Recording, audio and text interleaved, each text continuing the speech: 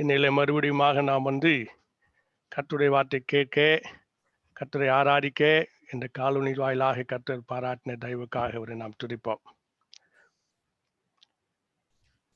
Let us thank and praise God for the opportunity what He has given to gather together in this Zoom and to praise and to worship at our respective places.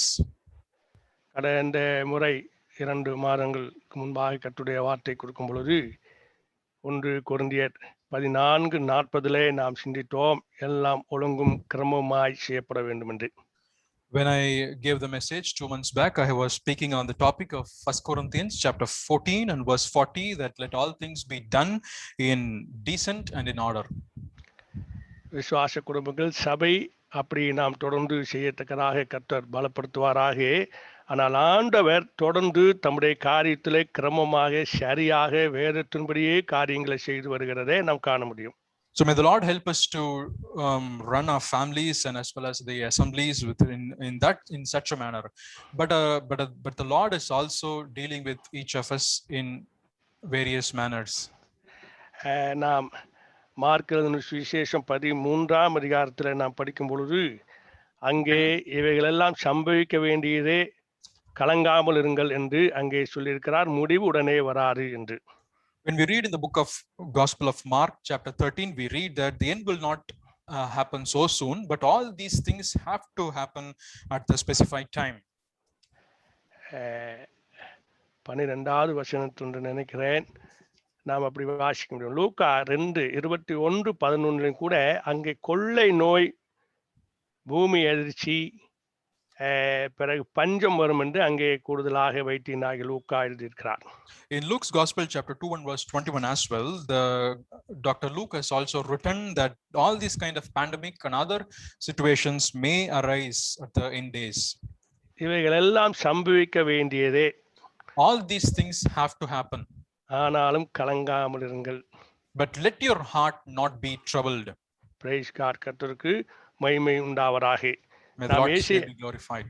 Asia தீர்க்கதரிசனம் 58ஆம் அதிகாரம் 11ஆம் வசனமும் 13-14 வசனங்களை நாம் வாசிக்க போகிறோம். என்னோடு கூட ஏசியா தீர்க்கதரிசன புத்தகம் 58 எடுத்துக்கொள்ளுங்கள். 11ஆம் வசனத்தை பாருங்கள்.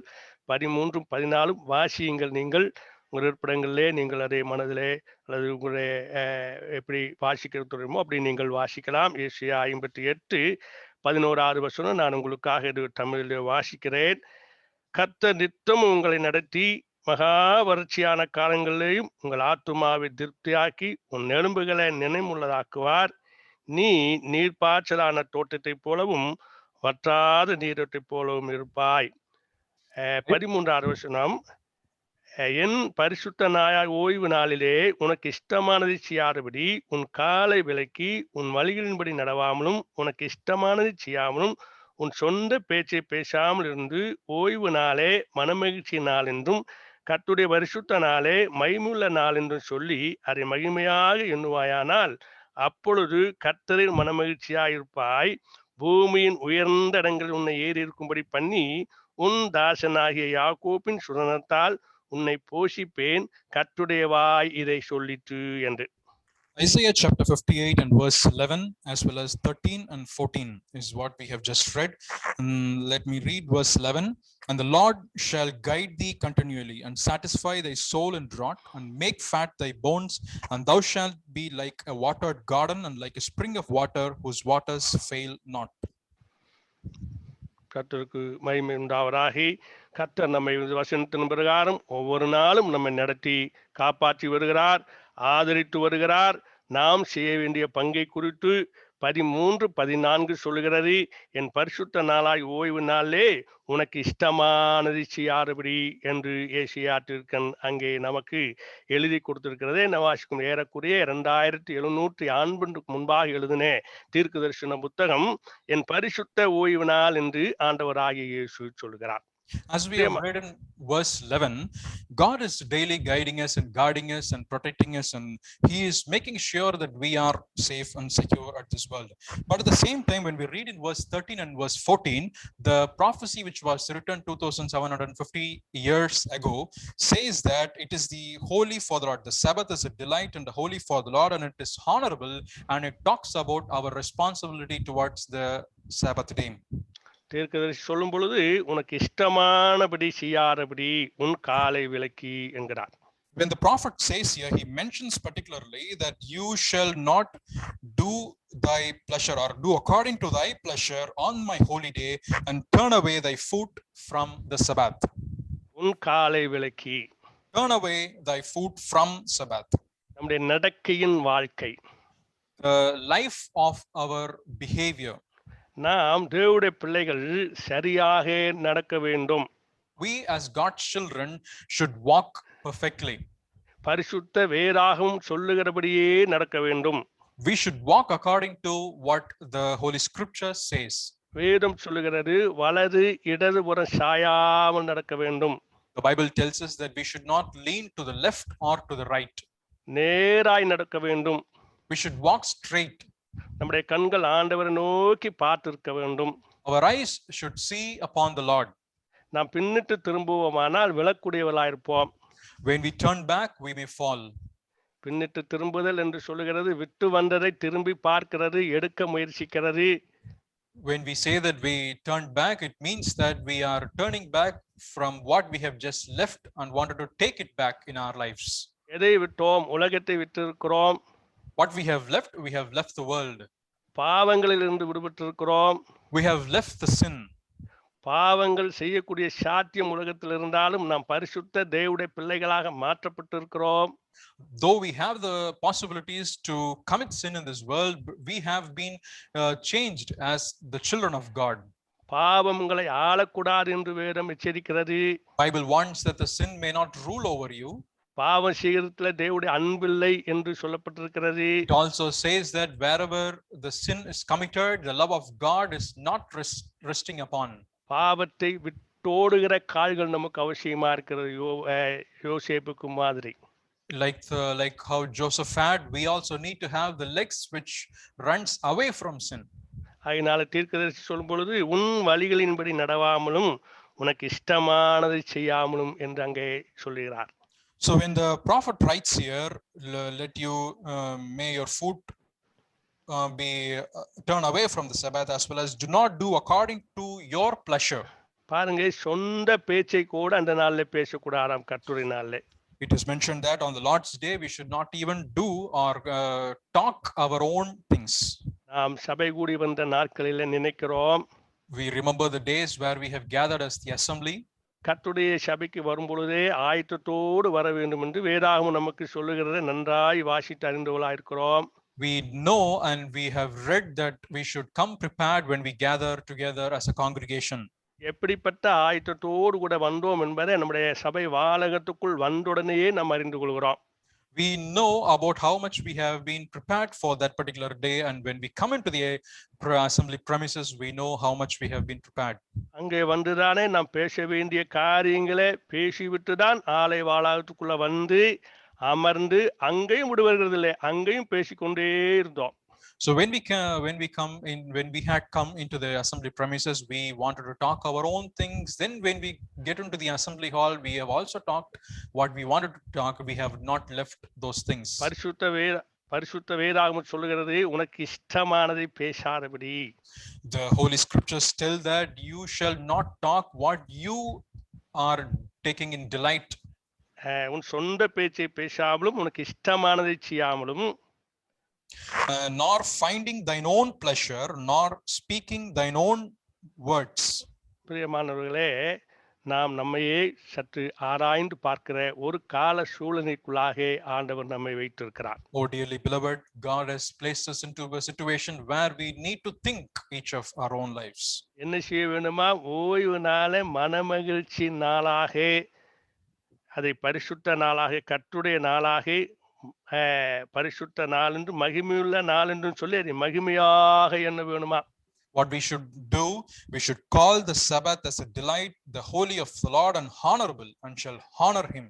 நமக்கெல்லாம் வாஞ்சை இருக்கிறதா ஒருவருடன் முகத்தை பார்த்து வேதாகமம் சொல்லுகிறபடி ஒருவேளை நாம் வேத சொல்லுகிற பரிசுத்த முற்றத்தோடு ஒரு வாழ்த்தவில்லை என்று சொன்னாலும் கூட கைகளை பிடித்து கொண்டு ஒருவரை அணைத்து கொண்டு கர்த்தருடைய பிள்ளைகளுடைய அன்பை பரிமாறிக்கொள் நம்முடைய இருதயம் அவருடைய இருதயம் போல சேர்ந்து இருக்கிறது என்பதை காட்டுகிறதுக்காக நாம் அக்பலிக் கொள்கிறோம். அப்படிப்பட்ட சூழல் எல்லாம் இப்பொழுது இராதபடி எப்பொழுதும் கையை கழுவிக்கொள்ள வேண்டும், காலை கழுவிக்கொள்ள வேண்டும், நம்மை சுத்தப்படுத்திக் கொள்ள வேண்டும் என்று இந்த கொரோனா கற்றுக் கொடுக்கிறது. Do we really desire to meet as a brethren together? Do we have the desire to come together as a congregation? Though we don't do as it is mentioned as the holy kiss, we do shake our hands, we do embrace each other in sharing our love, in showing that we do love each other as well as we are in one with each other in heart. But at the same time, this corona has taught us that we need to wash our hands regularly, wash our feet regularly. We should cleanse ourselves at this particular point of time. நாம வேதபாரர்கள் பரிசேயர்களை போல கை கழுவுதல் என்கின்ற காரியத்தை நாம் கடைபிடிக்கிறது இல்லை. நம்முடைய இது ஒரு பாவனையாகின்ற நாட்கள் இருக்கிறது. We are not following as how the Pharisees and the scribes were washing their hands regularly at regular intervals, but due to the current situation and the pandemic, we are forced to do what we are doing right now. இப்பொழுது 14ஆம் வசனம் சொல்கிறது, அப்பொழுது எப்பொழுது மேல் சொன்ன அந்த வசனத்தின் பிரகாரம் நாம் தீர்மானம் எடுக்கும் பொழுது கர்த்தரில் மனமகிழ்ச்சி ஆயிருப்பார். பூமியின் உயர்ந்த இடங்கள்ல கர்த்தருடைய பிள்ளைகளே, இந்த பூமியில எல்லாவற்றுக்கும் மேலாக உயர்ந்த தேவனை, உன்னதமான தேவனை ஆராதிக்கிற உலகம் அறிந்து கொள்ளத்தக்கதாக செய்ய போகிறதாக நாம் விசுவாசித்து நாம் தீர்மானம் எடுத்து, ஆண்டவரே என்னுடைய தேவன் என்னுடைய வாழ்க்கையில நான் வெளிப்படுத்த போகிறேன், எனக்கு நீ ஆயுசு கொடுப்பீரானால், இந்த சூழலெல்லாம் மாறுமானால் பரிசுத்த வேதாகமும் எனக்கு என்ன சொல்கிறதோ அப்படியே நான் இருக்க போகிறேன் என்று தீர்மானம் எடுக்கிறதான ஒரு காலகட்டத்திலே நாம் இருக்கிறோம். So as we read in verse 14, it starts like then. If it is then, so when? So when we fulfill verse 13 with all the commandments that was given, then the Lord shall surely delight in each of us, and he will cause us to ride upon the high places of the earth and feed thee with the heritage of Jacob. It means like when God gives us, when God makes us out of all the situations, then let us also commit our lives. Let us take a decision that we will live for the Lord and we will fulfill the commandments of the Lord. பஞ்சங்கள் வரலாம், கொள்ளை நோய்கள் வரலாம், ஆனால் கர்த்தர் உன்னை போஷிக்கிறதாக. கர்த்தர் நம்முடைய தகப்பனாகிய யாக்கோபுக்கும் ஆபிரகாமுக்கும் ஈசாக்குக்கும் மாத்திரமல்ல, எனக்கும் நமக்கும் தெய்வனாயிருந்து நம்மை தொடர்ந்து வழி நடத்த வல்லமையுள்ளவராயிருக்கிறார். Let there be famine, let there be pandemic, or let there be any situation, but here we read that God shall feed you, feed all of us with the heritage of Jacob thy father. He is not only feeding the Jacob the father, but he will also feed each of us, and he will also have grace and mercy upon us. Praise God. கர்த்தருக்கு மகிமை உண்டாவதாக. May the Lord's name be glorified. வெளிப்படுத்தின விசேஷம் 22ஆம் அதிகாரம் 16 உள்ள வசனங்களை கூட நாம் வாசிக்கலாம். Let us also read Revelation chapter 22 and verse 16. சபைகளில் இவைகளை உங்களுக்கு சாட்சியாக அறிவிக்கும்படி இயேசுவாகிய நான் என் தூதனை அனுப்பினேன். நான் தாவீதின் வேரும் சந்ததியும் பிரகாசமுள்ள விடிவெள்ளி நட்சத்திரமாயிருக்கிறேன். I, Jesus, have sent mine angel to testify unto you these things in the churches. I am the root and the offspring of David and the bright and morning star. இயேசுவாகிய தெய்வம் ஒரு தூதனை அனுப்புகிறார். The Lord Jesus have sent an angel. அனுப்பினேன் என்று அங்கே சொல்லப்பட்டிருக்கிறது. It is mentioned that he had sent an angel. பிரியமானவர்களே, கடந்த முறை நாம் சிந்தித்தோம், தூதர்களே, கடந்த ஞாயிறு என்று நினைக்க மாலையில நம்ம தூதர்களே ஆண்டவன் நமக்கு வைத்திருக்கிறார் பணிவிடை ஆவிகளாக. When we thought in the last Sunday evening meeting, we have also mentioned that God has kept the angels as the ministering spirits. ஆண்டவர் பிறந்த பொழுது அங்கே முதலாவது தேவதூதர்கள் தான் அவரை பாடி மகிமைப்படுத்தினார்கள், மேய்ப்பர்களுக்கு போய் அறிவித்தார்கள். When the Lord was born into this world, the the angels are the first persons to sing about it and informed that matter to the shepherds. நாம் தேவதூதர்களை ஆராதிக்கிறவர்கள் அல்ல, தேவதூதர்களும் ஆண்டவரை ஆராதிக்கக்கூடியவர்கள், பணிவிடை ஆவிகள்.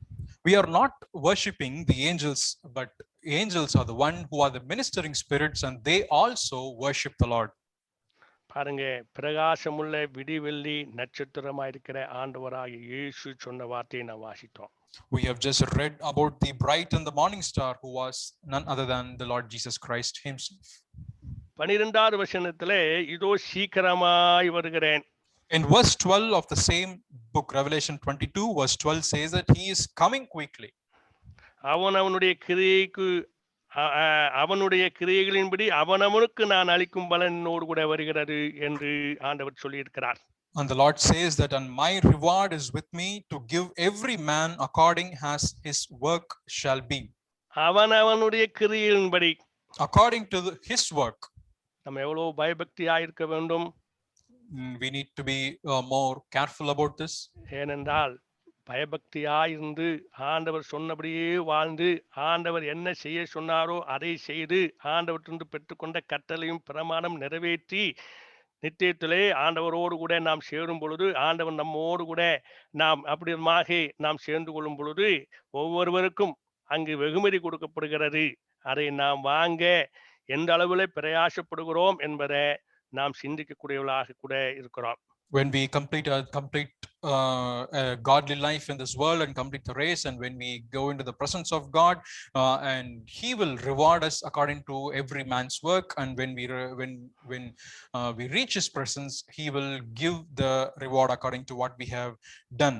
But are we really interested, and are we really having a desire to receive the reward from his hands? ஆதியும் அந்தமும் முந்தினவரும் பிந்தினவருமாய் இருக்கிற தேவன் சொல்கிறார். The Lord who is Alpha and the Omega, the beginning and the end, the first and the last. 14ஆம் வசனத்தை நாம் பார்க்கும்பொழுது, ஜீவ விருட்சத்தின் மேல் அதிகாரம் உள்ளவளாவதற்கு வாசல் வழியாய் நகருக்குள் பிரவேசிப்பதற்கும் அவருடைய கற்பனையின்படி செய்கிறவர்கள் பாக்கியவான்கள் என்று அங்கே ஆண்டவர் எழுதி கொடுத்திருக்கிறார். In verse 14, the Lord has written to us that blessed are they that do his commandments, and they may have right to the tree of life and may enter in through the gates into the city. வாசல் வழியாய் நகரத்துக்குள் பிரவேசிப்பதற்கு, to enter into through the gates into the city. நம்ம யோவான் சுவிசேஷத்தில் வாசிக்கும் பொழுது அங்கு பக்க வழியாய் வருகிற அங்கே கல்லறை குறித்து திருடரை குறித்து சொல்லப்பட்டிருக்கிறது. பக்க வழியாய் தேவனுடைய ராஜ்யத்துக்கு ஒருவர் வர முடியாது. When we read in the Gospel of John, we read that the thieves enter into by the side ways, by the ways which were not appointed. So they cannot enter by using the side ways into the kingdom of God.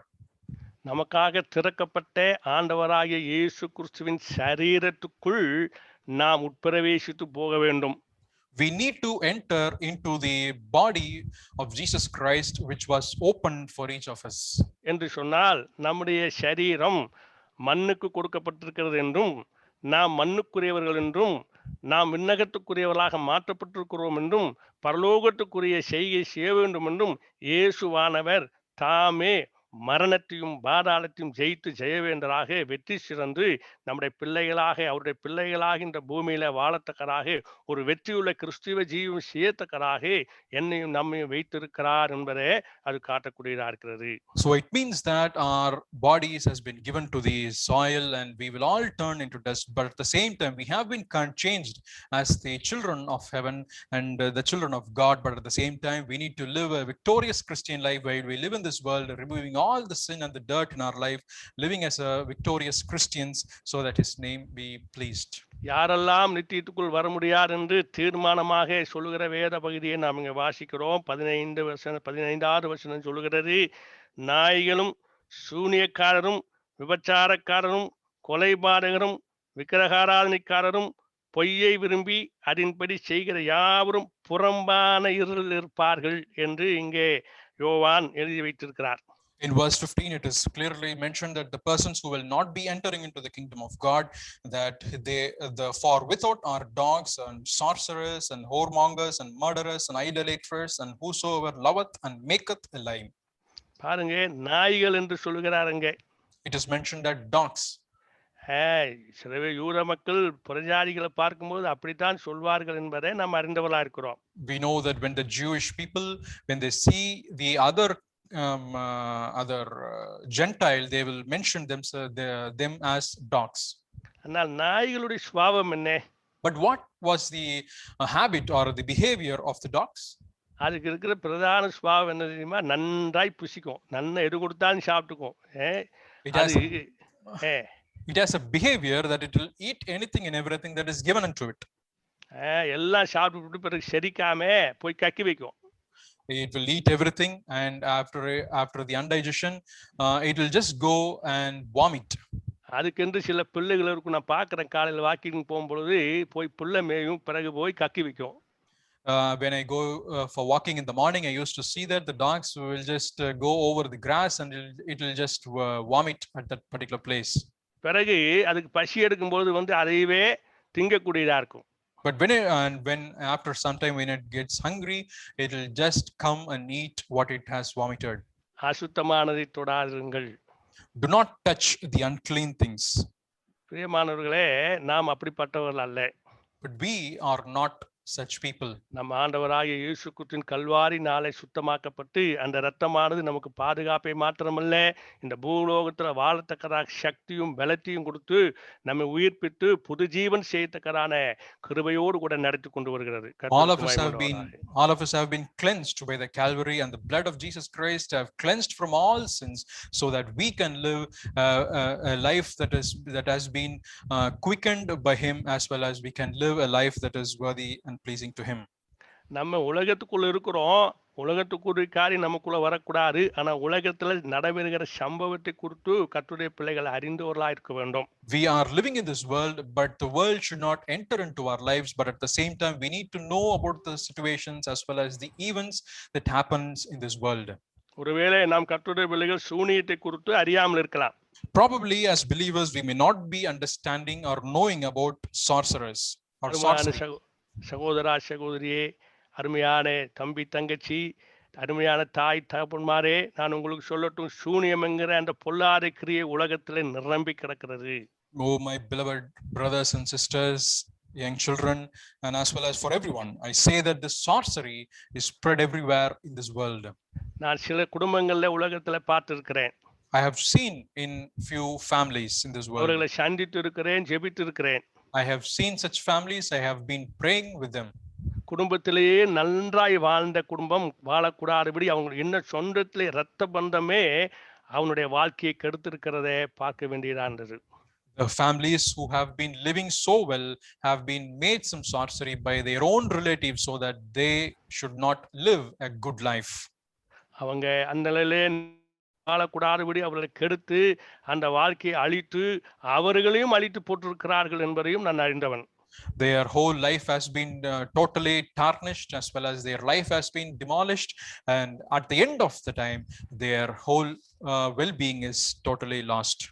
அப்படிப்பட்டவர்கள் அவர்கள் மற்றவர்களை வாழ விடாதபடி தங்கள் வாழ்க்கைக்காக அவர்கள் என்ன செய்கிறார்கள்? அழித்து போடுகிற, கொன்னு போடுகிற அப்படிப்பட்ட பொல்லாத மனிதர்களா இருக்கிறதையும் கண்டதுண்டு. I have seen that these people not only that they live their good life, but at the same time they will try to destroy others' lives as well, as so that they will not be able to live a good life. நம்முடைய ஆண்டவர் நமக்கு நன்மை செய்யும்படியாக சொல்லியிருக்கிறார்.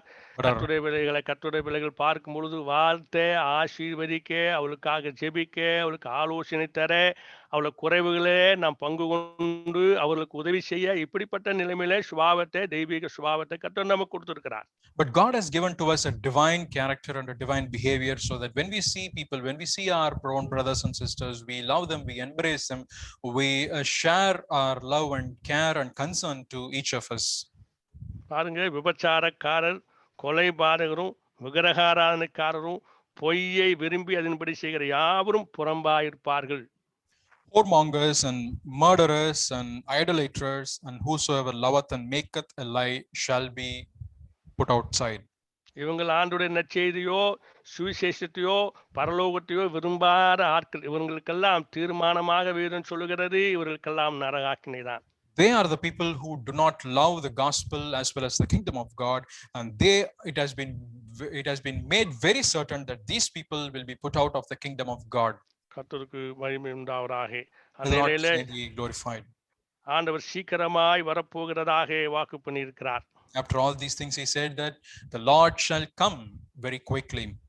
எவ்வளவு சீக்கிரமாய் வருவார்னு நமக்கு தெரியாது. We do not know how quick he will be, ஆனால் வரக்கூடிய ஒரு காலகட்டம். but it is a time that the time is very near.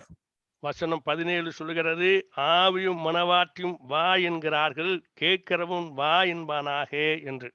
Verse 17 says that the Spirit and the bride say, come, and let him that heareth say, come. பாருங்க, அதுல ஒரு வசனம் ரொம்ப நான் தியானித்த வசனம், தாகமாய் இருக்கிறவன் வர கடவன் என்று ஒரு அழைப்பை கொடுக்கிறார். And there is one verse which I have thought so much is that, and let him that is thirst come. இதுதான் சுவிசேஷம். நம்ம எத்தனை பேருக்கு சொன்னாலும் ஆண்டவரை அறிந்து கொள்ள வேண்டும், ஆண்டவரிடத்திலிருந்து பாவ மன்னிப்பு பெற வேண்டும். உலக மக்களை பார்க்கும் பொழுது கிரியை செய்து பலிகளை செலுத்தி அவர்கள் என்ன செய்கிறார் என்றும் லேவியராம் புத்தகத்தின்படி காரியங்களை செய்து கொண்ட ஒரு பெரிய கூட்டம், திரள் கூட்டம், பெருவாரியான மக்களை செய்து கொண்டிருக்கிறார்கள். கிரியையினாலே விசுவாசம், கிரியையினாலே ரட்சிப்பு என்று சொல்லி அவர்கள் பாவ பரிகாரங்களை செய்து கருமங்களை தொலைக்கத்தக்கதாக காசி முதல் ராமேஸ்வரம் போய் திரிகிறார்கள். When we see a lot of people here, when we tell the gospel to them, ஆனால் தேவனுடைய பிள்ளைகளாகி நாம் அப்படி இல்லை. when we tell gospel to them, they are not able to accept it or understand it, but at the same time they think that by activities doing lot of acts they can be saved in their lives. They do not understand that they can be saved by grace, but they do lot of acts so that they travel from here to from Rameshwaram to Kasi, or from doing various other activities. They think that they can be saved. நாம் எத்தனைதான் சுவிசேஷம் சொன்னாலும் ஏன் ஆண்டவர் பக்கம் மக்கள் வருகிறதில்லை என்று சொன்னால் அவர்களுக்கு தாகம் இல்லை. When we though we have told gospel to many people to many times, they do not come to God, and the reason is that they don't have a thirst for God. அவர்களுக்கும் தாகம் ஒரு நாள் ஏற்படும். But one day they will also have this particular thirst. அதுக்குத்தான் இப்படிப்பட்ட பொல்லாத சூழ்நிலைகள் கடந்து போய் கொண்டிருக்கிறது. And for that particular reason that all these kind of evil things are happening. நம்முடைய ஆண்டவராய் இயேசு கிறிஸ்து சிலுவை மரத்தில் சொன்ன வார்த்தையை நாம் அறிந்திருக்கிறோம். We know what our Lord has mentioned when he was hanging on the cross. தாகமாய் இருக்கிறேன் என்று சொன்னார். He told that I thirst. பிரியமானவர், நமக்கும் அந்த தாகம் தேவையா இருக்கிறது. Oh my beloved people, we also need to have such thirst. சங்கீதக்காரன் சொல்லும் பொழுது, மான்கள் நீரோடை வாஞ்சித்து என் ஆத்துமா அப்படி தாகமா இருக்கிறதாக அவர் அறிக்கையிடுகிறார். When the psalmist says that, he mentions that my soul longeth or panteth for the Lord as the deer panteth for the Lord for waters. சங்கீத புத்தகம் 42 நமக்கெல்லாம் தெரிந்த வசனம், மானாடு நீரோடையை வாஞ்சித்து கதறுவது போல தேவனே நாட்டும் உம்மை வாஞ்சித்து கதறுகிறது. As the deer panteth for the water brooks, so panteth my soul after thee, O God. பிரியமானவர்களே, ஆத்துமா வாஞ்சை நமக்கு அவசியமா இருக்கிறது. நாம் ரட்சிக்கப்பட்டிருக்கிறோம். Oh my beloved people, we need to have the thirst in our soul for God. We have been saved. இன்னும் மரண இருளின் திசைகளிலே வாழ்ந்து கொண்டிருக்கிற மக்கள் கோடான கோடி பேர் இருக்கிறார்கள்.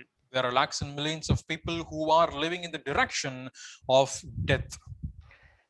கொஞ்ச நாளைக்கு முன்பாக யோவானிலிருந்து நம்முடைய தினேஷ் நமக்கு வேத பாடத்தை எடுத்ததை நான் கேட்டு கர்த்தருக்கு மகிழ்ச்சி சந்தோஷம் அடைந்தேன். அந்த வசனத்தை கொஞ்சம் வாசிக்கலாம் என்று ஆசிக்கிறேன். யோவான் 7ஆம் அதிகாரம் 37 39 உள்ள வசனங்கள். In John's Gospel, chapter 7, verse 37 to 39. யோவான் 7, திருப்பிக் கொள்ளுங்கள். யோவான் 7 37 வாசிக்க கேட்போம். John chapter 7 verse 37 onwards. In the last day, that great day of the feast, Jesus stood and cried, saying, If any man thirst, let him come unto me and drink. He that believeth on me, as the scriptures hath said, out of his belly shall flow rivers of living water. But this spake he of the Spirit which they believe on him should receive. For the Holy Spirit was not yet given, because that Jesus was not yet glorified. கர்த்தருக்கு மகிமை உண்டாவதாக. The Lord's பாருங்க, name be glorified. இங்க என்ன நம்ம வாசிக்கிறோம்? தாகமா இருக்கிறவன் ஆண்டவரிடத்துல ஒருவன் தாகமா இருந்தால், What do we read here in verse 37? If any man thirst, let him ஆண்டவர் come to the Lord. ஆண்டவராய் சொல்லி இருக்கிறார், என்னிடத்தில் வர வேண்டும். Let that man should come to me. நாம் சுவிசேஷ செய்தியை சொல்லி அவர்களை ஆண்டவருக்கு பக்கமாக வர கொண்டு வர வேண்டியவர்கள். கர்த்தருக்கு மகிமை உண்டாகட்டும். We are the people who should tell the gospel to the people and bring them towards or to the Lord. எனக்கும் நமக்கும் ஆத்ம தாகம் இருக்கிறதா? அழிந்து போகிற ஆத்துமாக்களை குறித்து ஆண்டவரே, அவர்களுக்காக நான் ஏதாவது செய்ய வேண்டும் என்ற வாஞ்சியும் தாகம் இருக்கிறதா? Do you and I have the thirst for the lost souls? Do we have the thirst so that they need to be saved? நாம் ரட்சிக்கப்பட்டு இருக்கிறோமே, We நாம் have நித்தியராஜ்யத்தினுடைய பங்காளிகளாய் மாறி இருக்கிறோமே, அவருடைய பிள்ளையாகி விட்டோமே. இன்னைக்கு கோடான கோடி மக்கள் எந்த நிலைமையில போய் கொண்டு இருக்கிறார்கள். நமக்கு அந்த ஆத்ம தாகம் இருக்கிறதா? we have changed as the children of God. We have been partakers of the kingdom of God, but there are millions of people who are going towards the hell. But do we have the thirst so that they need to be saved? கர்த்தருக்கு மகிமை உண்டாவதாக. நாம் ரட்சிக்கப்படும் பொழுதே பரிசுத்த ஆவி பெற்றுக்கொண்டோம். Let the name of the Lord be glorified that we have received the Holy Spirit at the time of our salvation. ஆனால் இங்க வேதாகமம் என்ன சொல்லுகிறது பாருங்க. But what does the scripture tells here? The promise of the Spirit, ஆங்கிலத்துல. Promise of the Spirit, ஆவியானவருடைய வாக்குத்தத்தம். ஆவியானுடைய வாக்குத்தத்தம் என்ன சொல்லப்பட்டிருக்கிறது?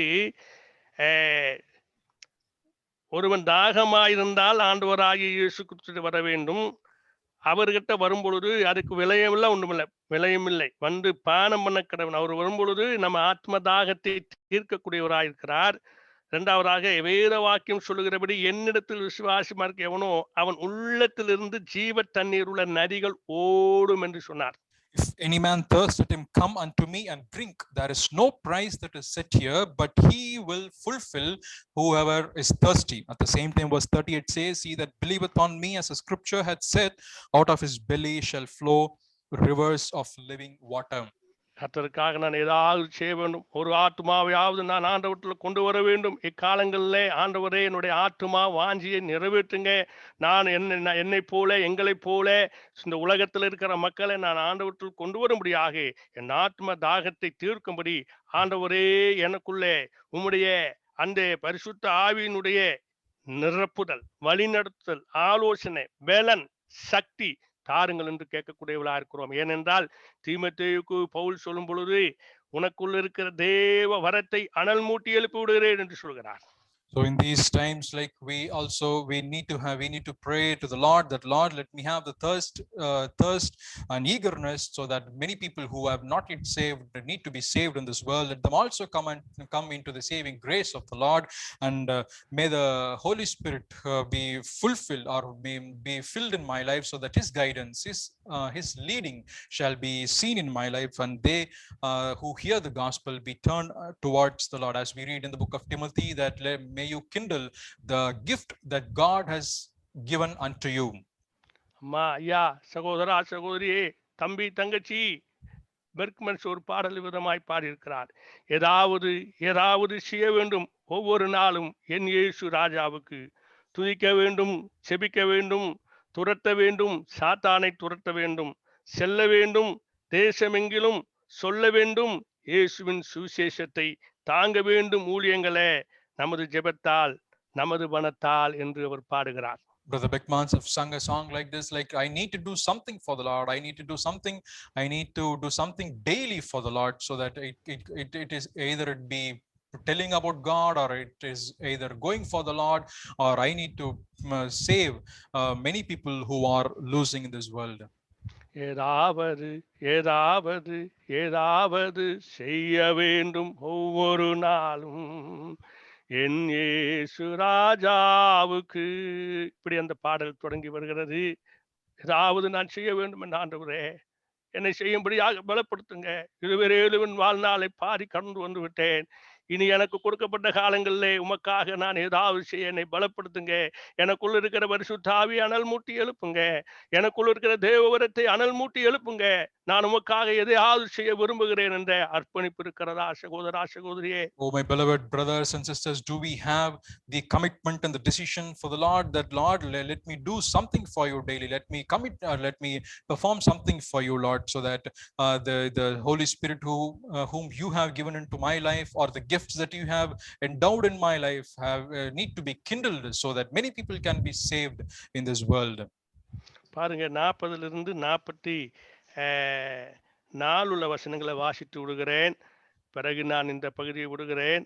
ஜனங்கள் அநேகர் இந்த வசனத்தை கேட்டபொழுது மெய்யாகவே இவன் தீர்க்கதரிசியானவர் என்றார்கள். வேறு சிலர் இவர் கிறிஸ்து என்றார்கள். வேறு சிலர் கிறிஸ்து கலிலேயாவில் இருந்து வருவார், தாவீதின் சண்டையிலும் தாவீதிலிருந்து பெத்லகேம் ஊரிலிருந்து கிறிஸ்து வருவார் என்று வேதவாக்கியம் சொல்லவில்லை என்றார்கள். இவ்விதமாய் அவரை குறித்து ஜனங்களுக்குள்ளே பிரிவினை உண்டாயிற்று. சிலர் அவரை 43 வரைக்கும். Chapter 7, John chapter 7 verse 42-43. Many of the people therefore, when they heard the saying said, of a truth this is a prophet, this is the prophet. Others said, this is the Christ. But some said, shall Christ come out of Galilee? Hath not the scripture said that Christ cometh of the seed of David, and out of the town of Bethlehem where David was? So there was a division among the people because of him. கிறிஸ்துவுக்கு அன்பானவர்களே, இவர்களுக்கெல்லாம் தெரியாது ஒன்றுமில்லை. Oh, my beloved people, they know the truth. ஜனங்கள் வசனத்தை கேட்டபொழுது மெய்யாகவே தீர்க்கதரிசியார் வசனத்தை கேட்டு ஆண்டவர் யார் என்று சொல்லக்கூடியவர்கள் இருந்தார்கள். When they have heard the word of God, they have said that, oh, they say that who will be Christ. வேறு சிலர் கிறிஸ்து என்கிறார்கள்.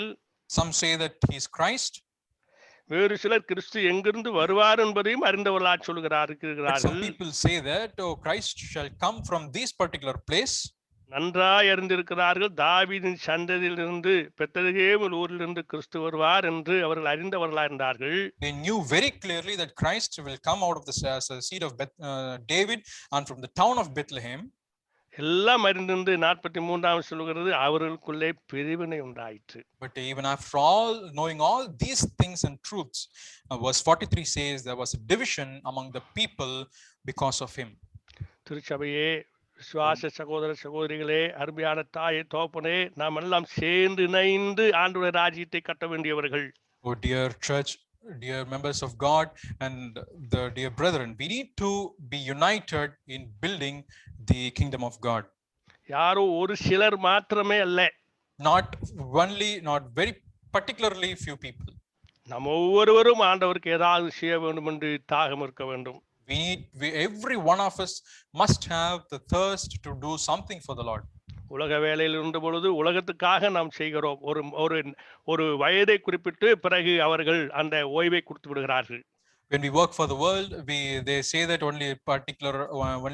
we can work only till a particular age. வயது ஒரு தடை அல்ல. But age is not a matter for Lord. Caleb சொல்லுகிறார் 80 வயதிலும் 40 வயது பலன் உண்டு என்று சொல்லி. Caleb says that he has the strength at the age of 80 like how he had at the age of 40. அதனால கர்த்தருக்கு ஏதாவது செய்ய, அவர் கொடுத்த கிருபையை, அவர் கொடுத்த ரட்சிப்பை, அவர் கொடுத்த வரத்தை பிரயோகிக்க வயது ஒரு தடையே இல்லை. So age is not at all a matter to do something for the Lord or to use the gift that we have received from him. நீ மார்க் எழுதின சுவிசேஷம் 1ஆம் அதிகாரம் 15 சில வசனங்களை நாம் பார்க்க இருக்கிறோம். So let us also see few verses from Mark's Gospel, chapter 1 and verse 15 onwards. அங்க பாருங்க 15வது வசனத்திலே காலம் நிறைவேறிற்று என்று ஆரம்பிக்கிறார். In verse 15 says that the time is fulfilled. தேவனுடைய ராஜ்யம் சமீபமாயிற்று. And the kingdom of God is at hand. என்ன சொல்றார் பாருங்க, மனம் திரும்புங்கள், repent, சுவிசேஷத்தை விசுவாசியுங்கள், and believe the gospel. பிரியமானவர்களே, மனம் திரும்புங்கள், ரட்சிக்கப்பட வேண்டும் எழுதவில்லை. Repent and be saved, that was not written here. ரட்சிப்புங்கிற ஒரு பகுதி, it talks about the salvation. ரட்சிப்பு என்று சொல்லும் பொழுது பாவத்திலிருந்து, சாபத்திலிருந்து, வியாதியிலிருந்து, கடன் இருந்தால் கடன் பிரச்சனையிலிருந்து, மனவேதனையிலிருந்து, துக்கத்திலிருந்து, கவலையிலிருந்து, கண்ணீரிலிருந்து இதெல்லாம் விடுதலை பெற்றுக்கொண்டே வர வேண்டும். அது ரட்சிப்பை காட்டுகிறது. So salvation talks about a place where we are where our sins are being removed, where our problems and the either be debt or either be sickness or whatever be it is, we are getting saved from each of these things and in the life when the life progress. பாருங்க, ஆண்டவர் மனம் திரும்புங்கள் என்று ஆண்டவர் பிரசங்கம் பண்ணுகிறார். But the Lord says here that we need to repent. நாம் அறிந்திருக்கிறோம், யோவான் ஸ்நானகனும் அப்படியே பிரசங்கித்தார். We know that the John the Baptist had also preached like this. மனம் திரும்புதல் எப்ப ஏற்படுகிறது என்றால் சுவிசேஷத்தை விசுவாசிக்கும் பொழுது. The repentance happens in our life when we believe the gospel. மனம் திரும்புதல் என்ன என்று நாம் நன்றாய் அறிந்திருக்கிறோம். டர்ன் அரவுண்ட், அப்படியே திரும்புகிறது. எல்லாவற்றையும் விட்டுவிட்டு நாம் இனி என்ன செய்ய வேண்டும் என்று நாம் கேட்கோமோ அதை செய்யத்தக்கதாக நம்மை ஒப்பு கொடுக்கிறதும் அர்ப்பணிக்கிறதும் தான் மனம் திரும்புதல். So we know what do we mean by repentance. Repentance means turning around completely and asking what I need to do in my life from there on, and that is what the repentance means. பிரியமானவர்களே, நாம் எதை விட்டிருக்கிறோம் மனம் திரும்பின பொழுது? Oh my beloved people, what have we left when we had repented? ரட்சிக்கப்பட்ட தேவ பிள்ளைகள் அல்லது மனம் திரும்பினோம் என்று சொல்லுகிற நாம் இந்த உலகத்தின் மேல பற்று இல்லையா? We who say that we have repented and being the children of God, don't we have the desire upon this world? நான் எப்பொழுதும் சொல்லுவேன், உலகத்துக்குள் நாம் இருக்கிறோம், நமக்குள் உலகம் வந்து விடக்கூடாது. I used to say every time that we are living in this world, but that world should not enter into our lives. கர்த்தருக்கு மகிமை உண்டாவதாக. இன்றைக்கு உலகம் நமக்குள்ளே வந்து நம்மளை ஆட்டி படைக்கக்கூடிய அளவில் அதுக்கு நம்ம ஒப்பு கொடுத்தவர்களாக இருக்கிறோமா, அல்லது நாம் பரலோகத்துக்கு ஒப்பு கொடுக்கப்பட்டவர்களாக பரலோக ராஜ்யம் எதிர்பார்க்கிறபடி தேவாதி தேவன் என்னை பிரித்தெடுத்து அந்த மகத்தான நோக்கத்தை நிறைவேற்றக்கூடிய நிலைமையில என்னை பூரண அர்ப்பணிப்பு கொடுத்தவனாக இருக்கிறோம் நான் சிந்திக்க வேண்டும். So we need to think whether our lives have been completely given so that the world may enter into our lives and it is ruling in our lives, or is it that we have completely given ourselves and committed our lives and submitted our lives to the hands of God so that we can fulfill what the Lord desires. அப்போஸ்தலனாகிய பவுல் ரோம பட்டணத்துக்கு எழுதின அந்த நிருபத்தில் 13ஆம் அதிகாரத்தினுடைய 11வது வசனத்தை வாசிப்போம். In Romans chapter 13 and verse 11, பாருங்க, எங்க சொல்லுகிறார், நித்திரையை விட்டு எழுந்திருக்கத்தக்க வேலை ஆயிற்றென்று நாம் காலத்தை அறிந்தவர்களாய், and that knowing the time that now it is high time to awake out of sleep. இப்படி நடக்க வேண்டும் என்று நாம் விசுவாசிகளான போது ரட்சிப்பு சமீபமாய் இருந்ததை பார்க்கலும் இப்பொழுது அது நமக்கு அதிக சமீபமாய் இருக்கிறது. For now is our salvation nearer than when we had believed. இப்படி நடக்க வேண்டும் என்று நாம் விசுவாசிகளான போது ரட்சிப்பு சமீபமாய் இருந்ததை பார்க்கலும் இப்பொழுது அது நமக்கு அதிக சமீபமாய் இருக்கிறது. The salvation had been nearer now than before. 12ஆம் வசனம் சொல்லுகிறது, இலவு சென்று போயிட்டு பகல் சமீபமாயிற்று, ஆகையால் அந்தகாரத்தின் கிரியை நாம் தள்ளிவிட்டு ஒளியின் ஆயுதங்களை தரித்து கொள்ள கடவோம் என்று. The night is far spent, the day is at hand, let us therefore cast off the works of darkness and let us put on the armor of light. பாருங்க, 13ஆம் வசனம் உலகம் எப்படி இருக்கிறது என்கிறத பவுல் இங்கே சொல்லுகிறார். களியாட்டும் வெறியும் வேசித்தனமும் காம விகாரமும் வாக்குவாரமும் பொறாமையும் உள்ளவர்களாய் நடவாமல் பகலிலே நடக்கிறதை போல சீராய் நடக்க வேண்டும். In verse 13 says how the world is. It says that let us walk honestly as in the day, not in rioting and drunkenness, not in chambering and wantonness, not in strife and envying. பகலில் நடக்கிறவன் போல சீராய் நடக்க வேண்டும். We need to walk honestly or decently as walking in the day. 14ஆம் வசனத்தில் துரிச்சைகளுக்கு இடமாக உன்னை பேணாமல் இருந்து கர்த்தராகிய இயேசு கிறிஸ்துவை தரித்துக் கொள்ளுங்கள். In verse 14 says this, but put on the Lord Jesus Christ and make no provision for the flesh to fulfill the lusts thereof. நாம் ரட்சிப்பின் வஸ்திரத்தை தரித்துக் கொண்டவர்கள். We are the people who had worn the robe of salvation. நாம் நீதியின் சால்வையை போட்டிருக்கிறவர்கள். We are wearing the robe of righteousness. இது ஆண்டவராகிய இயேசு கிறிஸ்துவின் மூலமாக எனக்கும் நமக்கு கொடுக்கப்பட்டிருக்கிறது. It has been given by the Lord Jesus Christ. இன்னும் அந்தரங்கமான பாவம், There are secret sins. வெளியே சொல்ல முடியாத அந்தரங்கமான பாவங்கள் நமக்கு இருக்குமானால் வெளியரங்கமாகிற ஆண்டவராகிய இயேசு கிறிஸ்து நம்முடைய தேவனும் இரட்சகரும் மீட்புமாய் தம்மையே நமக்கு கொடுத்தவராய், நம்மை கவனிக்கிறவராய், நம்ம எல்லா சூழலும் காப்பாற்றுவராய் இருக்கிறவருக்கு ஒன்றும் மறைக்கப்படாது என்பதை நாம் அறிந்தவர்களாக நாம் அப்படிப்பட்ட பொல்லாத வாழ்க்கையிலிருந்து விடுபட கர்த்தர் நமக்கு உதவி செய்ய வேண்டும் என்று செபத்தோடு கூட நாம் அர்ப்பணிகளா இருக்கிறோம். If at all we have some kind of a secret sins in our life, let us all commit our lives to the Lord who know everything, who had given himself for our own sins so that we can be saved from our sins. And he let us understand that he knows everything in and out of our lives, so that we can commit our lives and let us try to come out of those kind of secret sins in our lives. நான் வாசித்த mark 1ஆம் அதிகாரத்தினுடைய அதே சத்தியமானது In truth, what we have read in Mark's Gospel, chapter 1, மத்தேயு 4லேயும் வருகிறது. It also comes in Matthew's Gospel, chapter 4. அங்கே நாம் பார்க்கும் பொழுது When we read there, யோவான் காவலில் வைக்கப்பட்டான் என்று இயேசு கேள்விப்பட்டு 12 நாசரேத்தை விட்டு செபுலோன் நப்தலி என்னும் நாடுகளின் எல்லைகள் இருக்கும் கடற்கரைக்கு அருகான கப்பர்நகூமில் வந்து வாசம் பண்ணினார். கடற்கரையிலும் யோர்தானுக்கு அப்புறத்தும் உள்ள செபுலோன் நாடும் நப்தலி நாடும் ஆகிய புறஜாதி கலிலேயாவிலே இருளில் இருக்கும் ஜனங்கள் பெருளை வெளிச்சத்தை கண்டார்கள். Now when Jesus had heard that John was cast into the prison, departed unto Galilee, and he came into the Zebulun and Nephthalim, and verse 15 says, the land of Zebulun and the land of Nephthalim by the way of the sea, beyond Jordan, and Galilee of the sea. The people who sat in darkness saw a great light. In English it is 16. They have seen a great light. பாருங்க, அவர்கள் எல்லாம் இருளில் இருந்தார்கள். They were in darkness. என்ன இருள் அவர்களை பிடித்திருந்தது? What was the darkness that was cast upon them? பிரியமானவர்களே, கடலை குறித்து அறிந்திருந்தார்கள். They knew about the seas.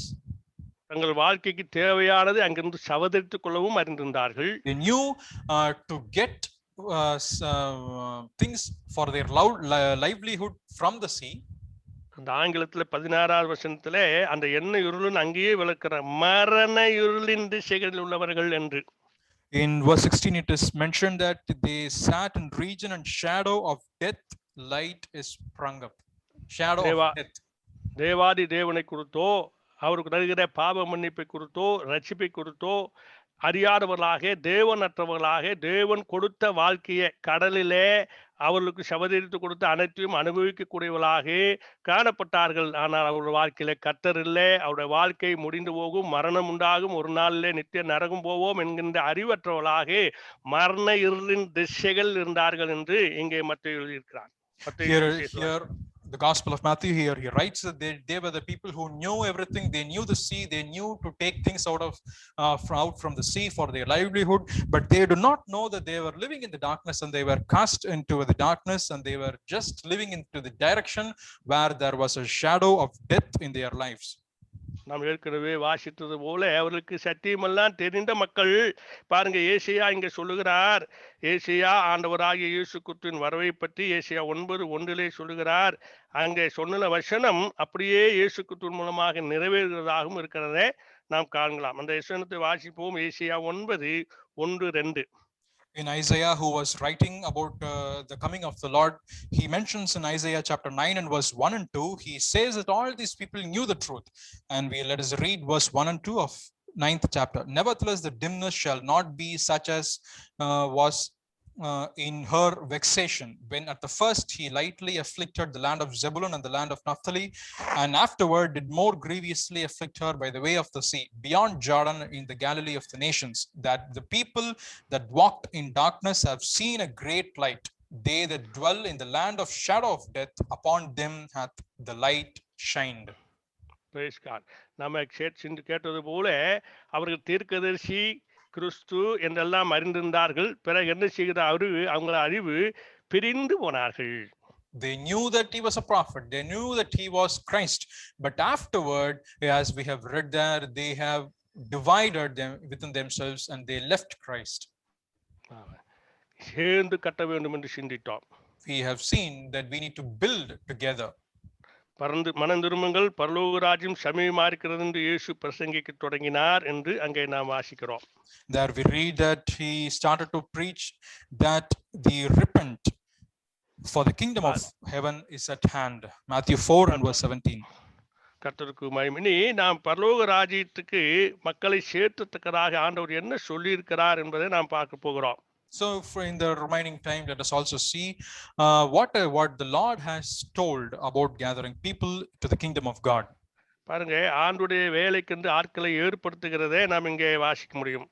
We read that God is appointing the people for his own work. 18வது வசனம், verse 18. இயேசு கலிலேயா கடலோரமாய் நடந்து போகையில் மீன் பிடிக்கிறவர்களாய் இருந்த 2 சகோதரராய் பேதுரு எண்ணப்பட்ட சீமோனும் அவன் சகோதரன் அந்திரேயாவும் கடலில் வலை போட்டு கொண்டிருக்கிற போது அவர்களை கண்டு என் பின்னே வாருங்கள் என்றார். And Jesus, walking by the sea of Galilee, saw 2 brethren, Simon called Peter and Andrew his brother, casting a net into the sea, for they were fishers. என்ன சொல்றார் பாருங்க, உங்களை மனுஷரை பிடிக்கிறவராக்குவேன். He mentions that I will make you the fishers of men. ஆண்டவர் தான் மனுஷர்களை பிடித்து கொண்டு வரத்தக்கதான செயலை செல்லத்தக்கதாக அவர்களை பழக்க வேண்டும். The Lord is the person who have to teach others so that they can be the fishers of men and who brings others to Christ. இவர்களுக்கு என்ன தெரியும் பாருங்க, வலை போட தெரியும், மீன் பிடிக்க தெரியும். அவர் வாழ்க்கைக்காக சபதெடுத்துக் கொள்ளக்கூடிய செயலை செய்து கொண்டிருந்தவர்கள். What do they know? They know to cast a net into the sea, they know to fish, and they know to get things for their livelihood. ஆண்டவர் அவர்களை பார்த்து மனுஷனை பிடிக்கிறவராக்குவேன், என்னை பின்பற்றி வாருங்கள் என்று சொன்னார். But the Lord said unto them, follow me and I will make you the fishers of men. நாமும் கூட சீஷர்கள் தான், ஆண்டவராகிய இயேசு கிறிஸ்துவை பின்பற்றுகிறோம். ஆனால் எல்லாவற்றையும் விட்டு பின்பற்றுகிறோமா? But we are also following and we are also the disciples of Christ. But do we or have we left everything and started following Christ? கர்த்தர் விரும்புகிறபடி, கர்த்தர் எதிர்பார்க்கிறபடி, கர்த்தர் என்னை வைத்துக் கொண்டிருக்கிற திட்டத்தை நிறைவேற்றக்கூடாதபடி என்னிலே காணப்படுகிறதான தேவனுக்கு எதிரான காரியங்கள் ஏதாவது இருக்குமானால், நம்மளே காணப்படுகிற தேவனுக்கு எதிரான காரியங்கள் இருக்குமானால், தேவன் விரும்பாத காரியங்கள் இருக்குமானால், நமக்காகவே நாம் வாழ்ந்து கொண்டிருக்கிறதான மக்களாக இருப்போமானால், அவர்களை எல்லாம் விட்டு தேவனை பின்பற்றுகிற சீஷர் என்கின்ற கிறிஸ்துவர் என்கின்ற அந்த மகத்தான சொற்களுக்கு நாதியா இருக்க கர்த்தர் நம்மை பலப்படுத்துவாராக. If at all we have something in our lives so that the Lord may not work, or if at all there is something in our lives wherein we are living for our own selves and wherein the Lord is not pleased with our life, let us commit our life so that he can be pleased with our life, and let us also go forward like the disciples for him. உடனே வலையை விட்டு போனார்கள் என்று வாசிக்கிறோம். There we read that and they straightway left their nets and followed them. அதுக்கப்புறமாக வாழ்க்கை குறித்து அவங்க சிந்திக்க இடமே இல்லை. And there was no time for them to think about their life afterwards. தனக்காக சபதெடுத்துக் கொள்ள அவருக்கு இடமே இல்லை. They don't have any time to get things for their own selves. அதோடு கூட 22ஆம் வசனத்தை வாசிக்கிறோம். வேறே என்று சகோதராகி செபதேவின் மகன் யாக்கோப்பும் அவன் சகோதரன் யோவானும் தங்கள் தோப்பன் செபதேவுடைய படவில் இருந்து தங்கள் வலையை பழுது பார்த்து கொண்டிருக்கிற போது அவளை கண்டு அவர்களையும் அழைத்தார். And going on from thence he saw 2 other brethren, James the son of Zebedee and John his brother, in a ship with Zebedee his father, mending their nets, and he called them. பாருங்க, உடனே அவர்கள் படவையும் தங்கள் தகப்பனை விட்டு அவருக்கு பின் சென்றார்கள். And immediately they left the ship and their father and followed him. நாம் பரலோக தகப்பனை பிரியப்படுத்தக்கூடியவர்களாக இருக்கிறோமா, அல்லது நம்முடைய தகப்பனை உலக பிரகாரமாக நமக்கு கொடுத்த தாயும் தகப்பனையும் பிரியப்படுத்தும்படி அவர்களுக்காக நாம் வாழுகிறோமா, அல்லது அவர்கள் நமக்காக வாழ்கிறார்களா? நாம் எல்லாம் சேர்ந்து நமக்காக இந்த உலகத்துடைய மக்களாக வாழ்கிறோமா, அல்லது நாம் பிரித்தெடுத்த வேறு பிரிக்கப்பட்ட பரிசுத்த ஜீவி செய்யும்படியாக அழைக்கப்பட்ட சபையாக கூட்டமாக நாம் இருக்கிறோமா என்று நாம் சிந்திக்க வேண்டும். Are we desiring to fulfill what the Lord is saying? Are we desiring to fulfill what our Heavenly Father says? Or are we desiring to fulfill the wishes of the father and the mother? Or is it like father and the mother are fulfilling their wishes for ourselves and living, or we as a family living for their own selves, or are fulfilling their own desires in this world? Or is it like we are fulfilling what the Lord really wants into our lives? நம் தகப்பனையும் தாயும் கனம் பண்ண வேண்டும், அவர்களை ஆதரிக்க வேண்டும். அவர்களுக்கு கர்த்தர் நமக்கு கொடுத்திருக்கிறதான எல்லா விதமான நன்மைகளையும் பகிர்ந்து அவர்களை ஆதரிக்க வேண்டும். அப்படி இல்லாத உலக மக்கள் இன்றைக்கு முதியோர் இல்லத்தை வைத்திருக்கிறார்கள். அவர்கள் வயதானோன்னு அங்கே கொண்டு போய் பெருகி வருகிறது. நாம் அப்படி அல்ல. நம்முடைய தகப்பனையும் தாயும் கனம் பண்ண வேண்டும் என்று வேத வாக்கியம் நமக்கு சொல்லுகிறது. ஆனால் கர்த்தருடைய காரியம் என்று வரும்பொழுது நமக்கு கர்த்தருடைய காரியம்தான் முதல் என்று தீர்மானம் எடுக்கிற அந்த மகத்தான ஆண்டவருடைய அந்த வழி நடத்துதல் நமக்கு மிகவும் அவசியம். We need to honor and respect our parents whom God has given into this world, and we need to share in all the benefits that we have received and the goodness that we have received. We need to share it with our parents. At the same time, people who do not understand these kind of truths have left their parents into the old age homes and other things, and they do not see and care for them. But we, as we read in the Bible, that we need to honor our parents and we need to fulfill what the Lord desires in our life. But when it comes to the matter whether it is the Lord or the parents, the Lord has to be at the first place more than the parents. கர்த்தருக்கு மகிமை உண்டாவதாக. இன்னும் சொல்ல வேண்டிய வசனங்கள் தொடர்ந்து இருக்கிறது. நேரமாய் கொண்டு போகப்படினாலே நான் அந்த கொடுக்கப்பட்ட நேரத்துக்குள்ளே முடிக்க விரும்புகிறேன். பாருங்க, 23வது வசனத்திலே அவர்களுடைய ஜெப ஆலயங்கள் உபதேசித்த பின்பு இயேசு கலிலேயாங்கு சுற்றி நடந்தார் என்று வாசிக்கிறோம். அவருடைய ஜெப ஆலயங்கள் உபதேசித்து ராஜ்யத்தின் சுவிசேஷத்தை பிரசங்கித்து ஜனங்களுக்கு உண்டான சகல வியாதிகளையும் சகல நோய்களையும் நீக்கி சுத்தமாக்கினார். பிரசங்கம் மாத்திரமல்ல, அவர் வல்லமை உள்ளவர் என்பதையும், அவர் மகத்துவம் உள்ளவர் என்பதையும், அவர் சிருஷ்டிகர்த்தர் என்பதையும், மனிதருக்கு இருந்தான அனைத்து நோய்களையும் பிணிகளையும் சுகமாக்குறவர் என்பதையும் அவர் பிரசங்கத்தோடு கூட அவர் கிரியை செய்து விசுவாசத்தை வெளிப்படுத்தினார், வல்லமையை வெளிப்படுத்தினார். கர்த்தருக்கு மகிமை உண்டாவதாக. In verse 33 it is mentioned that and Jesus went about the Galilee, teaching in their synagogues and preaching the gospel of the kingdom and healing all manner of sickness and all manner of disease among the people. He is not only preaching to the people and teaching about the kingdom of God, but at the same time he is proving that he can do wonders and miracles, or he performs the mighty acts before people at this, as well as he was preaching to the people about the gospel of kingdom. கர்த்தருக்கு மகிமை உண்டாவதாக. கர்த்தருடைய வார்த்தை வல்லமையோடும் கர்த்தருடைய வசனம் வல்லமையோடு புறப்படுகிறதை நாம் இங்கே வாசிக்கட்டோம். We read here that the word of the Lord goes forward with power. இப்போ அவருடைய கீர்த்தி சீரியா எங்கும் பிரசித்தமாயிற்று. அப்பொழுது பலவித வியாதிகளையும் வேதனைகளையும் அடைந்திருக்க சகல பிணியாளிகளும் பிசாசு பிடித்தலும் சந்திர ரோகிகளும் திமிர்வாரக்காரும் அவரிடத்தில் கொண்டு வந்தார்கள். அவர்களை சுஸ்தமாக்கினார். கலிலேயாவிலும் நெக்கபோலியிலும் எருசலேமிலும் யூதேயாவிலும் யோர்தானுக்கு அப்புறத்திலும் இருந்து ஜனங்கள் வந்து அவருக்கு பின் சென்றார்கள் என்று வாசிக்கிறோம். His fame went throughout all Syria, and they brought unto him all sick people that were taken with diverse diseases and torments, and those who were possessed with devils, and those who were lunatic and palsy, and healed them. And there followed him great multitudes of people from Galilee and from Decapolis and from Jerusalem and from Judea and from beyond Jordan. ஒருவேளை நாம் இப்படி நினைக்கலாம், திரளான மக்கள் அவரை பின்பற்றினார்கள், ஆனால் அவற்றுக்கு நன்மை பெற்றார்கள். வியாதி சுகமானது, குஷ்டரோகி சுகமானான், குருடன் பார்வையடைந்தான், ஊமையன் பேசினான், சப்பானி நடந்தான், பிசாசுகள் ஓடினது, மரித்தோர் உயிர்த்தெழுந்தார்கள். ஆனால் இயேசு கல்வாரி சிலுவையிலே அவர் தனிமையாய் தூங்கும் பொழுது ஒருவரும் கூட இருக்கவில்லை, எல்லாரும் ஓடிவிட்டார்கள். அப்படித்தான் இன்றைக்கும் அற்புதங்களும் அடையாளங்களும் மகத்தான செய்கையும் நடந்தாலும் கூட ஆண்டவரை பின்பற்றாத ஒரு கூட்டம் இருக்கத்தான் செய்கிறார் என்று சொல்லி நாம் அப்படியே விட்டுவிட முடியாது. Probably we may think that there are a lot of people who had followed him. They've experienced the wonders and the powers of God. Their diseases have gone. The people who are possessed with devils has been redeemed by him. Those who are lunatic and the palsy, they were healed, and they were experienced greater miracles from the Lord. But at the same time, when Jesus was hanging on the cross of Calvary, there was no one with him. They have all left following Christ. And we may also think that these things are happening. பிரியமானவர்களே, ஒரு பாடல் விதமாய் சொல்கிறது, கல்கள் கூப்பிடும் நீ பேசாவிட்டால், இந்த கல்கள் கூப்பிடும் நீ பாடாவிட்டால், ஆபிரகாமின் புத்தர் என்போர் ஆண்டவரை மறந்து விட்டால், கல்களால் தம் பிள்ளைகளை வல்லவர் உண்டு. ஆபிரகாமின் புத்தர் என்போர் ஆண்டவரை மறந்து விட்டால், கல்களால் தம் பிள்ளைகளுக்காக வல்லவர் உண்டு தெரியுமா? வேதம் கற்று போரிப்போரும் சத்தியத்தை மறுதளித்தால், ஆயக்காரர் பாவிகளும் பரலோகத்தில் இருப்பார்கள் என்று வாசிக்கிறோம். அந்த ஒரு சரணத்தை நான் உங்களுக்கு பாடுகிறேன்.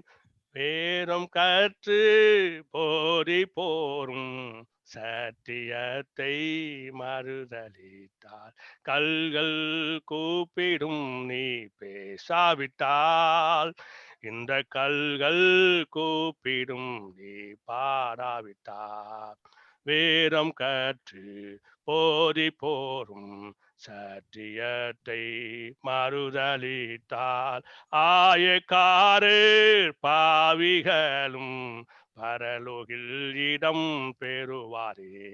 கல்கள் கூப்பிடும் நீ பேசாவிட்டால், இந்த கல்கள் கூப்பிடும் நீ பாவிட்டால், ராஜ்யத்தின் புத்திரர் என்போர்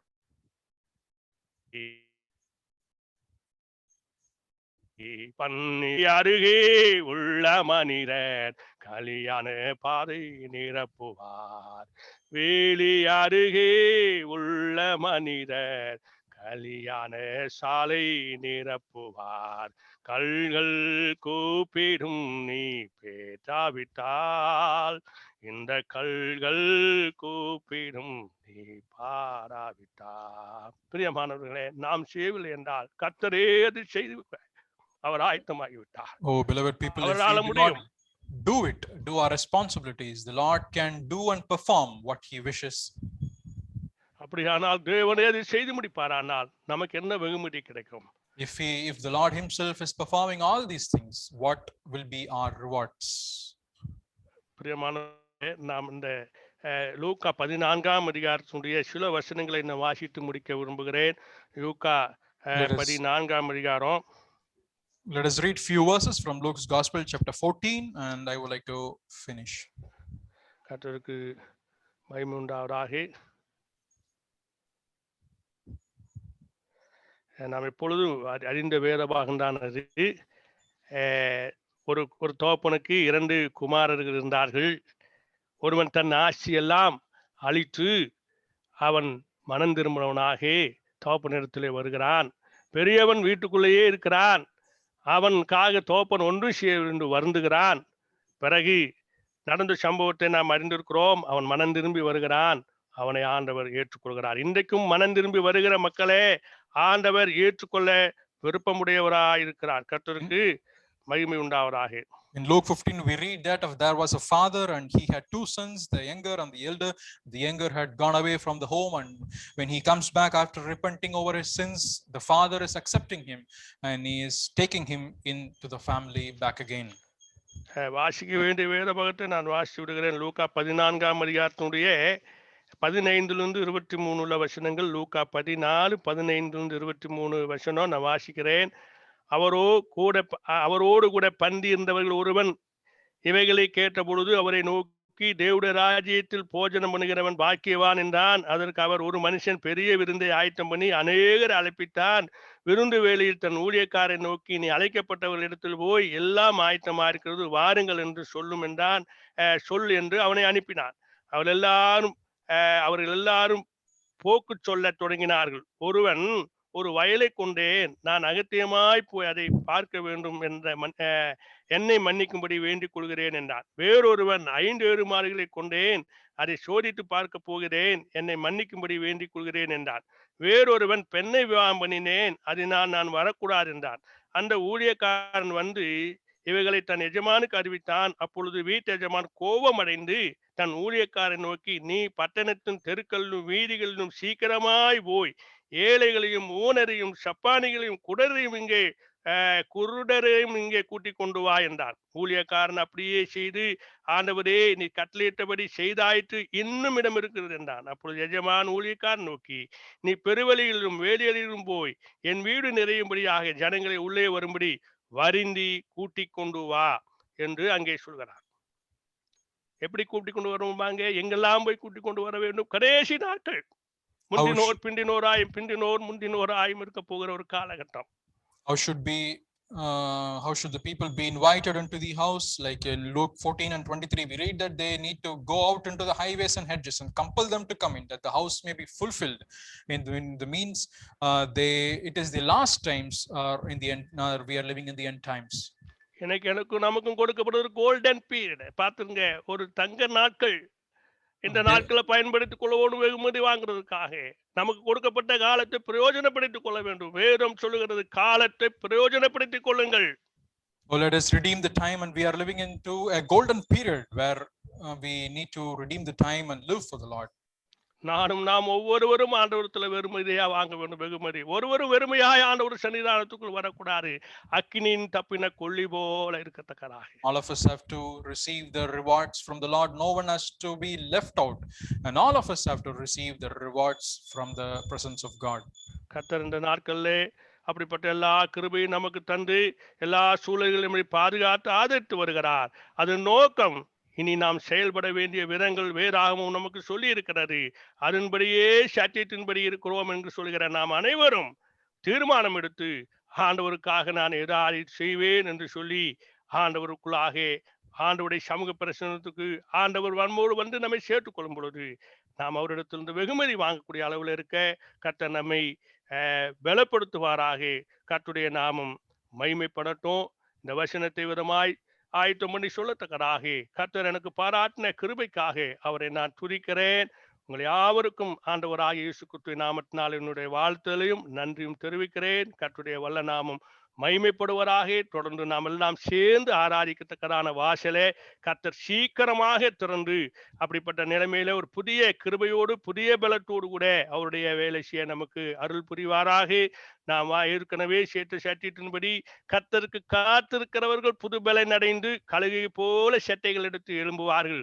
ஓடினாலும் நடந்தாலும் இளைப்படையார்கள், சோர்ந்து போகார்கள். ஏசாயா சொன்னவனமாக கர்த்தர் நம்மை புதிய பலத்தோடு கூட கர்த்தர் நம்மை அவருடைய நாமத்துக்கு மகிமைக்காக செயல்பட உதவி புரிவாராக. ஆமென். ஜெபம் செய்யலாம்.